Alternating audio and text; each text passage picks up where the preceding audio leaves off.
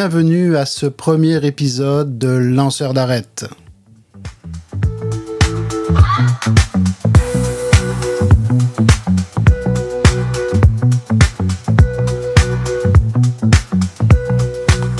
Je m'appelle Stéphane Rostamanien et je vais me présenter dans un instant. Mais d'abord, je dois vous dire à quel point je suis excité d'enfin enregistrer ce premier épisode du podcast Lanceur d'Arête. C'est un projet très personnel pour moi et vous allez voir que je suis aux manettes à pas mal toutes les étapes de la création de Lanceur d'Arête. Lanceur d'Arête, eh bien, ça va se vouloir un podcast un peu différent de tout ce qu'on entend avec des polémistes de droite qui se gargarisent de jugement, de haine, de rejet, d'exclusion, de pointer du doigt la différence. Ici, ça va être complètement le contraire. On va parler des gens de droite, on va parler des gens de gauche, mais le dénominateur commun, ça va être l'être humain. On va toujours se poser la question, quelle que soit la proposition, quelle que soit l'idée, quel que soit le sujet, les humains qui vont avoir à vivre avec cette idée, avec cette proposition, est-ce que c'est bon pour eux ou pas? C'est aussi simple que ça, et ça va être le fil conducteur de Lanceur d'Arête. Lanceur d'Arête, c'est aussi un site web Lanceur d'Arête, au pluriel, tout attaché, .ca, lanceurdarête.ca, sur lequel il y a un blog, sur lequel il y a des liens vers des ressources et beaucoup de choses que je vais mettre au fur et à mesure de l'évolution de ce podcast. Alors surtout, vous ne vous gênez pas pour communiquer avec moi si vous souhaitez me faire des témoignages, me suggérer des sujets, ou même si vous avez envie de venir discuter au micro avec moi, ça va me faire grand plaisir d'entrer en communication avec vous. La façon la plus simple, c'est d'aller sur lanceurdarête.ca, cliquer sur le lien « Nous contacter », m'envoyer un petit courriel et ça va me faire un grand plaisir de vous faire un suivi. Avant d'aller plus loin, vous le savez, dans tous les podcasts que vous écoutez, il y a une partie un petit peu plus promo. Alors, je vous demanderai, s'il vous plaît, de me donner 5 étoiles sur la plateforme d'écoute que vous utilisez, de liker, de vous abonner à mes comptes sur les réseaux sociaux, toujours au nom de Lanceur d'Arête au pluriel. Parce que vous le savez sûrement, c'est comme ça qu'on peut se faire connaître, c'est en nous donnant 5 étoiles, c'est en vous abonnant, que vous pouvez nous soutenir, que vous allez faire en sorte que ce podcast soit plus diffusé, qu'on va pouvoir répandre la bonne parole si on veut, peut-être apporter justement une façon de parler des choses, une façon de communiquer différente. Donc, abonnez-vous, suivez-nous sur les réseaux, allez nous voir aussi sur YouTube et partagez le podcast, ça va nous donner un grand support. Alors, avant de commencer, je vais prendre le temps de me présenter. Je m'appelle Stéphane Rostamanien, je viens du sud de la France. Je suis né en Provence, près de Toulon, que vous connaissez peut-être si vous êtes des amateurs de rugby, comme moi. Je vis au Québec depuis 27 ans par contre, donc je suis québécois. Vous avez probablement remarqué, si vous êtes français, eh bien que j'ai un petit accent québécois. Et si vous êtes québécois, vous allez vous dire « Ah tiens, il a un petit accent français ». J'ai pas le choix, je suis un hybride. Dans la vie, je suis éducateur spécialisé en milieu scolaire. J'ai travaillé avec toutes sortes de clientèles, mais depuis un peu plus de 2 ans, je suis président d'un syndicat de personnel de soutien scolaire. Alors, c'est quoi le personnel de soutien? Alors, ne vous inquiétez pas, on va beaucoup en parler dans ce podcast. Je connais beaucoup de monde dans le milieu syndical, donc j'ai des antennes dans le monde du travail en général.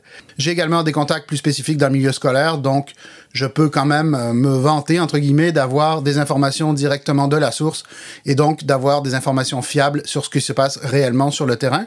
Vous allez remarquer que je vais souvent parler au jeu en parlant de Lanceur d'Arête. Eh bien, une fois n'est pas coutume, parce que je dois dire que je suis quand même quelqu'un d'équipe qui aime parler au « nous ».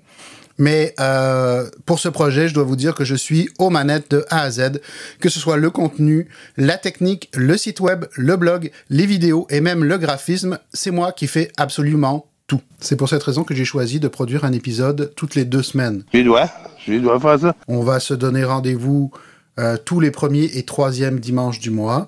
Ça va me permettre de vous apporter des sujets de qualité, dans une forme toujours agréable à écouter, c'est quand même important. Puis prenez l'habitude de faire un tour sur le lanceurdarête.ca, le site web. Je vais alimenter le blog tout au long du mois. Cette fréquence, c'est aussi pour nous laisser le temps de communiquer, vous et moi, que vous puissiez intervenir avec moi dans le podcast, soit en m'envoyant un message, soit en venant au micro. Et si vous êtes loin physiquement, sachez qu'il n'y a aucun problème. On peut faire un entretien téléphonique sans problème, de bonne qualité. Alors, Peut-être que le nom du podcast « Lanceur d'alerte », ça vous a fait sourire. Évidemment, c'est un jeu de mots avec l'expression « lanceur d'alerte ». Vous allez me dire que changer une lettre comme ça dans une expression, c'est vraiment pas bon pour le référencement Google. Effectivement, c'est un peu vrai, quoique, on pourrait en reparler. Mais l'idée d'utiliser une expression un peu drôle, qui fait sourire, c'est pour montrer le côté autodérision que j'ai toujours eu personnellement et que je souhaite apporter à ce podcast. Dans la forme aussi, on va mettre une touche d'humour. Pas pour se moquer d'un sujet ou des gens concernés, bien entendu, mais pour garder un ton léger. Vous savez, ce que j'ai remarqué, c'est que souvent, quand les gens se prennent trop au sérieux, ils ont beaucoup tendance à s'écouter parler.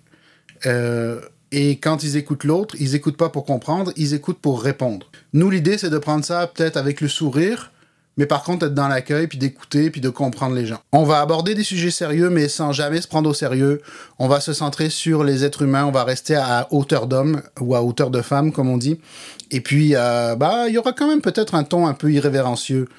Au-delà de l'expression lanceur d'alerte, il y a aussi la symbolique de l'arête de poisson. Une arête de poisson, c'est petit, mais ça peut être dangereux si on garde ça en travers de la gorge. Ça peut nous étouffer. Donc, je trouvais que c'était une jolie métaphore pour parler de santé mentale.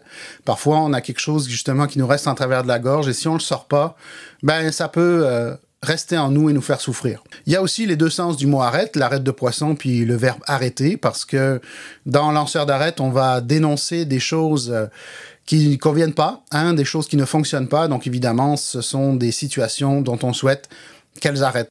Je vais revenir à l'expression lanceur d'alerte. Ça me tenait à cœur d'utiliser cette expression-là. Parce que dans le monde de l'éducation dans lequel j'évolue, les lanceurs d'alerte sont ni plus ni moins traqués à cause de la sacro-sainte loyauté envers l'employeur. Je parle du monde de l'éducation, mais dans tout le secteur public, c'est vraiment quelque chose qui est souvent sévèrement puni. Les lanceurs d'alerte, quand ils dénoncent des choses, parfois ils le payent en perdant leur emploi. Je sais que dans les dernières négociations du secteur public, le Front commun avait essayé de donner un petit peu plus de latitude aux lanceurs d'alerte et ça ne s'était jamais concrétisé. Il y avait eu un refus complet de la part du gouvernement d'assouplir un petit peu les règles. Et ça, malheureusement, c'est très symptomatique de notre société. Ça reflète une certaine positivité toxique. Tout va bien, tout est parfait, et si tu dénonces un dysfonctionnement, t'es considéré comme un traître. On parle souvent de la loyauté envers l'employeur. Mais qu'en est-il de la loyauté envers les citoyens, envers les personnes qui financent les services publics, envers ceux qui ont le droit de savoir quand quelque chose ne fonctionne pas? Malheureusement, en ce moment, c'est une vraie omerta, une loi du silence. Donc vous verrez, je vais être très prudent dans ce podcast avant de citer des noms des gens qui vont m'envoyer des courriels, surtout si ce sont des employés du secteur public, et probablement que je ne citerai jamais leur milieu de travail. Je savais que les employeurs surveillent les réseaux sociaux des employés, mais là, ils ont du temps. Ils interviennent à la moindre critique. Je dis ils ont du temps, ils ont aussi de l'aide. Il y a des lèche-bottes qui ne se gênent pas pour trahir des collègues. Je dis trahir parce que parfois, c'est complètement insignifiant. Donc, je pense que quelqu'un qui, exemple, viendrait au micro de ce podcast pour parler d'un sujet, pour dénoncer quelque chose qui ne va pas bien, je pense que la plupart des gens le feraient dans le respect, en expliquant une situation. Il n'y a pas de trahison là-dedans. C'est une personne qui décrit une réalité qu'elle vit. Et donc, je pense qu'elle aurait droit, elle devrait avoir le droit de parler de ce qu'elle vit. Mais quand je vous dis que c'est parfois très insignifiant, je vais revenir à mon domaine, le milieu scolaire. Vous savez, à chaque fois qu'il y a une fermeture d'école à cause des mauvaises conditions météo, le centre de service scolaire l'affiche sur leur page Facebook. Et il y a toujours toutes sortes de commentaires un peu ridicules en dessous, des gens qui commentent « oui, vous auriez dû, non, vous auriez pas dû ». Et si parfois un employé se permet d'écrire quelque chose, il va automatiquement se faire reprendre parce que on ne doit pas critiquer l'employeur. Même si c'est de façon tout à fait anodine, parce qu'on parle d'une fermeture de tempête. Là, évidemment, c'est le site web, c'est la page Facebook de l'employeur, donc les commentaires, l'employeur est en lien direct, t'as pas besoin d'aller les chercher. Mais je me souviens d'une collègue qui venait de changer d'école et qui avait commenté sur le statut d'une de ses anciennes collègues de son école précédente. « Oh, je m'ennuie de vous ». Tout simplement, quelque chose de très simple. Et puis, elle s'était fait faire des reproches par l'employeur en disant « Ah, tu dis publiquement que tu t'ennuies de ton ancienne équipe, qu'est-ce que ta nouvelle équipe va penser? » Donc, ça veut dire que quelqu'un était allé dénoncer ça à l'employeur, ou même pire, que l'employeur avait eu le temps d'aller vérifier les commentaires que la personne écrivait sur les réseaux sociaux pour lui faire un reproche. Bien entendu, la personne n'a pas perdu son emploi pour ça, Mais avouez que c'est quand même symptomatique, là. On est surveillé jusque dans les moindres détails. Je vais terminer avec le logo, le petit symbole de squelette de sardine, bleu, vert, aqua, je sais pas comment nommer cette couleur, même si je l'aime beaucoup. Alors la sardine, contrairement à ce que mes origines provençales peuvent laisser penser, ça ne représente pas la sardine qui aurait bloqué le port de Marseille. Vous connaissez peut-être l'anecdote, elle est dans le folklore du sud de la France. Non, le symbole de la sardine, c'est un hommage à des femmes qui se sont tenues debout, des femmes qui ont osé mener un combat dont beaucoup disaient qu'il était perdu d'avance. Et ce sont les sardinières de Douarnenez, à la pointe de la Bretagne, ville où je ne suis jamais allé, d'ailleurs peut-être que j'aimerais visiter. Qui ont mené une grève de 6 semaines entre la fin novembre 1924 et le début janvier 1925. Là où je trouve que c'est admirable, c'est que premièrement, c'était quasi uniquement des femmes. En tout cas, c'est elles qui ont mené le combat. Et c'était un combat, comme je l'ai dit un peu plus tôt, dont tout le monde disait qu'il était perdu d'avance. Et pour la petite histoire, eh bien oui, les sardinières de Douarnenez, les pennes sardines comme on les appelait, elles ont eu gain de cause dans leur combat le 6 janvier 1925. Donc il y a 100 ans, jour pour jour. Donc c'est pas pour rien que j'ai choisi cette date pour lancer le podcast. C'est un signe. J'espère que ça va porter bonheur à ce podcast. J'ai beaucoup d'admiration pour ces femmes. L'histoire de cette grève, elle est vraiment digne d'un film. Ça demeure une leçon de courage, solidarité. Peut-être que dans un épisode, peut-être spécial un jour, je prendrai le temps de vous raconter cette histoire-là. En plus de l'admiration que j'ai envers elles, puis le petit clin d'œil que je voulais leur faire, ben qui sait, peut-être que ça va me porter chance parce que quand on parle d'un combat perdu d'avance, ben lancer un podcast en 2025 avec tous les podcasts qui sont disponibles, bah ça peut avoir l'air d'un combat perdu d'avance et pourtant bah, je vais le faire avec cœur. Et je ne me permettrai pas de comparer mon podcast à la lutte de ces femmes, bien entendu, mais disons que je vais y mettre tout mon cœur. C'est sûr que dans Lanceur d'Arrête, je vais parler du monde du travail en général. Comme je vous l'ai dit, je suis quand même très actif dans le milieu syndical et j'ai des antennes dans à peu près tous les secteurs d'activité. Je connais des gens qui pourraient éventuellement peut-être venir à ce micro ou au moins me nourrir en contenu pour que je puisse en parler. Par contre, c'est sûr que moi, mon grand combat, c'est la reconnaissance du personnel de soutien scolaire. Donc, évidemment, on va parler de l'éducation.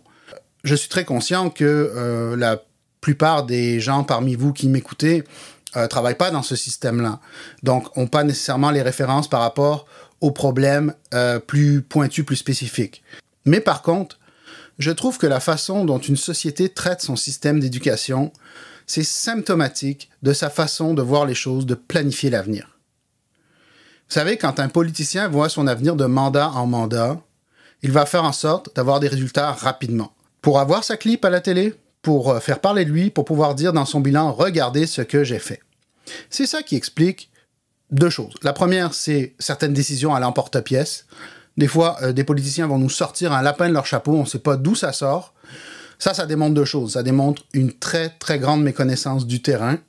Ils veulent créer un show de boucan, comme on dit au Québec, hein, un nuage de fumée, pour faire en sorte qu'on parle d'eux, mais le fond du problème est très rarement adressé dans ces situations-là. C'est rare qu'on va changer un problème structurel en faisant une petite phrase choc au journal télévisé. Si on veut changer un problème structurel, ben, ça se fait sur le long terme en suivant les étapes. Il y a une expression qui dit « le temps ne respecte pas ce qui se fait sans lui ». Ce qui signifie que quand tu prends pas le temps de bien faire les choses, ben, les choses que tu vas obtenir ne vont pas durer dans le temps. J'aime beaucoup cette expression-là et je trouve qu'elle elle s'applique vraiment au changement dans la société. Donc, si tu veux vraiment régler un problème, tu fais ça sur le long terme, tu suis les étapes. Mais dans le système actuel, si les premières étapes peuvent générer du mécontentement, ne donnent pas des résultats immédiats, ben c'est clair qu'il n'y aura plus personne pour défendre le projet et les politiciens seront aux abonnés absents. La raison, elle est simple, c'est que les politiciens ne sont pas transparents. Pourquoi je ne vous apprendrai rien en vous disant que c'est rarement l'efficacité des services aux citoyens qui les motive, et c'est ça le problème, et c'est pour ça qu'ils ne sont pas transparents. Hein, vous vous doutez bien qu'il n'y a pas un politicien qui va dire « Ben moi, je lance ce projet-là parce que je sais que dans 2-3 ans, j'ai tel copain qui va investir dans tel domaine et que ça va lui rendre un bon service. » Évidemment, ils vous diront jamais ça. Donc, ils ne sont pas transparents. Parce que s'ils l'étaient, ils mettraient carte sur table. Ils vous diraient « OK, voilà ce qu'on va faire. Ça va me prendre 10 ans pour régler ce problème. On commence maintenant. La première année, les 2 premières années, les 3 premières années, on verra pas de résultat. Ça va être plus difficile, mais regardez, je m'en vais là, j'ai des experts qui m'appuient, j'ai des gens du milieu qui sont d'accord avec ce que je propose et qui me disent que c'est réaliste. S'ils avaient cette transparence-là, peut-être qu'au terme du mandat de 4 ans, si les résultats sont pas tout à fait là, ben peut-être les gens diraient « Ok, ça avait l'air bon, il est parti dans la bonne direction, on va le réélire, on va lui laisser une chance de finir. » Mais ça, évidemment, ça n'arrivera pas. Hein? Les politiciens, ils encouragent le cynisme par leur comportement. Les politiciens, quand ils consultent des experts, évidemment, c'est les experts de leur choix. Et quand je parle des gens du milieu qui seraient d'accord ou pas d'accord, ben ça, dans nos sociétés, ça n'existe pas. On consulte pas les gens qui vivent le problème, on le règle à leur place pour eux d'une façon qui, en général, ne convient pas. Je viens de dire que les politiciens, parfois, par leur comportement, ils encouragent le cynisme. Vous pourrez remarquer que les politiciens font souvent des allers-retours entre le public et le privé. Ils font des lois qui améliorent les conditions de leurs amis du privé. À un moment donné, ils se représentent pas aux élections. Ils disent « Oh, j'ai fini mon mandat, j'ai assez donné. » Soit, comme par hasard, ils démissionnent, ils ont besoin de reprendre contact avec leur famille, passer du temps avec leurs proches.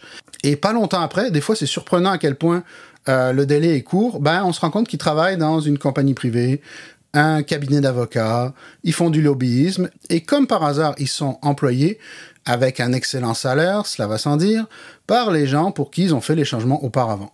Et puis, à un moment donné, ils vont revenir en politique, recommencer à faire certains changements qui vont arranger leurs copains, et la roue tourne, et la roue tourne, et la roue tourne. Bon, je suis plutôt sévère avec les politiciens, mais si quelqu'un d'impliqué dans la politique partisane, ou même un politicien, qui sait, m'entend en ce moment et veut venir à ce micro pour débattre avec moi et me montrer son revers de la médaille, ça va me faire un grand plaisir de vous accueillir dans Lanceur d'Arrête. Je reviens au monde du travail, qui va être un de nos principaux sujets dans Lanceur d'Arrête. Écoutez, moi je fais un constat, le monde du travail, malheureusement, en 2025, le monde du travail, il est violent. Vous savez qu'il a été démontré par plusieurs auteurs, notamment des sociologues, que le management rigide, contraignant, cette espèce de violence qu'on retrouve malheureusement bien trop souvent en milieu de travail, c'est tout à fait voulu. Hein. Ce n'est pas des lubies d'un gestionnaire narcissique. On va en avoir des gestionnaires narcissiques, d'ailleurs, on va en parler dans ce podcast. Mais sachez que tout ça, c'est voulu. Ce sont des approches qui sont complètement calculées. C'est une logique de système, et la logique, elle est simple. Si vous vous sentez dans un état précaire au travail, vous allez être dans un déséquilibre qui va faire en sorte que vous allez probablement accepter des choses que vous n'accepteriez pas si vous aviez les idées claires. Autrefois, la grande violence, c'était la contrainte par rapport au besoin d'avoir un emploi. Donc, c'était si tu fais pas ce que je te demande, si ça ne fait pas ton bonheur, va-t'en, il y en a 10 qui attendent pour ton poste. De nos jours, c'est plus tout à fait ça. Par contre, il y a d'autres formes de violence qui font en sorte que la personne va être plus docile, plus soumise. Tu sais, on est des êtres humains. Si on va au travail avec un stress constant, à un moment donné, il va falloir lâcher la pression quelque part. Et souvent, pour lâcher la pression, on lâche prise. Et on finit toujours par obéir. Bon, bien entendu, dans l'organisation du travail, il faut une certaine hiérarchie, et encore, on pourra en discuter. Mais quand hiérarchie il y a, elle peut quand même être un peu plus humaine, un peu plus basée sur l'échange. J'en ai rien à secouer, je suis anarchiste et je voudrais foutre en l'air toute la société capitaliste. Vous savez, quand on travaille pour quelqu'un, on travaille pour lui. On ne lui loue pas sa vie. Cette expression, elle est forte de sens, mais elle est tellement vraie. Vous savez, cette violence du monde du travail, je pense qu'elle est un peu partout, que ce soit dans le privé, dans le public. Comme je l'ai déjà dit à plusieurs reprises, moi, je suis syndicaliste dans le milieu de l'éducation, donc il se peut, surtout dans les premiers épisodes de ce podcast, que mes exemples viennent du monde de l'éducation. Je l'ai dit tantôt, je pense que même si on n'y travaille pas, il faut se sentir concerné par ce qui se passe dans le monde de l'éducation. En ce moment, il s'y passe des choses qui, selon moi, sont graves, vont avoir un impact sur la société au complet. Donc, je pense que tout le monde devrait se sentir concerné par ce qui se passe dans le monde de l'éducation. Déjà, dans le monde de l'éducation, un peu comme j'ai dit tout à l'heure en parlant des politiciens, on adresse rarement les problèmes de fond. On va monter en épingle certains épiphénomènes. Et ça, c'est très, très symptomatique de la vision à court terme des politiciens dont je parlais tantôt. C'est également la conséquence de la machine médiatique et des chaînes d'information continues qui ont besoin de meubler du temps d'antenne, de susciter des réactions, de créer des polémiques. Et donc, c'est là qu'ils vont monter en épingle certains épiphénomènes. Je dirais même que parfois, j'ai l'impression que c'est pour faire diversion qu'on fait ça. Je ne sais pas si vous vous rappelez tout le débat des toilettes non genrées dans les écoles. Il y en aura, il y en aura pas, il y en aura, il y en aura pas. Lors de tout ce débat, qui était plutôt creux, et dans lequel, en passant, on n'a jamais demandé aux personnes concernées ce dont elles avaient besoin, Les politiciens, ils s'adressaient pas au personnel des écoles. Ils s'adressaient encore moins aux personnes qui auraient pu ressentir le besoin d'utiliser ces fameuses toilettes. Vous savez à qui ils s'adressaient, les politiciens? Oui, un petit peu, c'est contre nature. Hein. Voilà, à elles. On fait un spectacle à grands coups de préjugés, on débat avec des gens qui n'ont aucune idée de ce dont ils sont en train de parler. La plupart des experts qu'on voit à la télévision, ils n'ont aucune idée de quoi ils parlent. Hein. Faites-vous pas d'illusions, c'est pas parce qu'il y a écrit expert en dessous de leur nom que ça change quoi que ce soit. D'une manière générale, selon moi, les responsables politiques sont pas censés être des vedettes de la télé. Ils sont censés communiquer avec les gens sur le terrain et régler les problèmes. Nous, ce qu'on veut, ce sont des femmes et des hommes politiques qui règlent les problèmes de fond. Nous, ce qu'on veut régler, c'est des problèmes comme la violence, comme l'échec scolaire, comme les conditions de travail désastreuses. Mais c'est sûr que ça, ce sont des problèmes qui ne se règlent pas avec un petit clip dans les médias. J'ai pas encore évoqué le troisième sujet qui va beaucoup nous intéresser dans Lanceur d'Arrête, c'est celui de la santé mentale. On va avoir une attention particulière sur la santé mentale, parce que malgré le fait que oui, les esprits sont quand même beaucoup plus ouverts par rapport à ça que par le passé, la santé mentale, c'est le parent pauvre du monde du travail en général, mais c'est aussi le parent pauvre de notre société. Il y a énormément de travail à faire par rapport à la santé mentale. Dans notre société industrialisée, ça a pris vraiment des proportions inédites. Vous le savez sûrement que la pandémie nous a pas aidés à ce niveau-là, mais comme tous les sujets, quand on parle de la pandémie, souvent c'est des sujets qui existaient déjà avant, et la pandémie a fait juste exploser les chiffres, a fait juste catalyser le problème. Moi, je suis au Québec, je peux vous dire que au Québec, le taux de suicide est extrêmement élevé. Donc, ça va être très important d'adresser la santé mentale, de la prendre au sérieux, que ce soit l'anxiété, la dépression, toutes sortes de problèmes. On va en parler en général. Parfois, on va faire le lien avec le monde du travail parce que, je vous l'ai dit, le monde du travail, il peut être violent, il peut être traumatisant. Donc, forcément, il peut être à la source de certains problèmes de santé mentale. On va adresser aussi la façon dont la santé mentale est prise en compte et prise au sérieux dans les milieux de travail. Ce que j'aimerais beaucoup, s'il y a des gestionnaires qui sont à l'écoute en ce moment, c'est que vous gardiez en tête que la dépression, c'est une maladie grave qui peut entraîner la mort. Je vais le répéter. La dépression, c'est une maladie grave qui peut entraîner la mort. Donc, il faut la traiter en tant que gestionnaire de la même façon qu'on traiterait une maladie grave pouvant entraîner la mort au plan physique. Parce que c'est la même chose. La santé mentale, c'est la santé. Donc voilà en gros à quoi Lanceur d'Arrête va ressembler.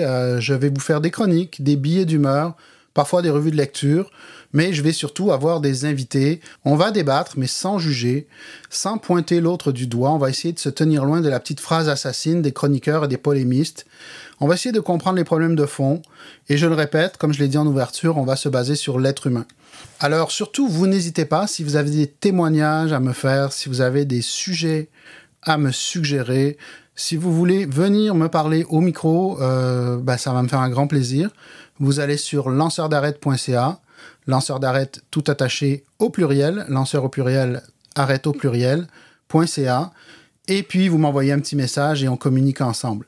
D'ici là, pensez à me donner 5 étoiles sur la plateforme que vous utilisez, à commenter, à partager le podcast, que ce soit via les plateformes, via les réseaux sociaux, ou encore vous abonner à notre chaîne YouTube.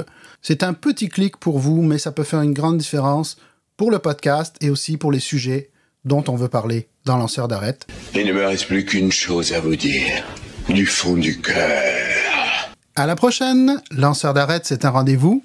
Abonnez-vous!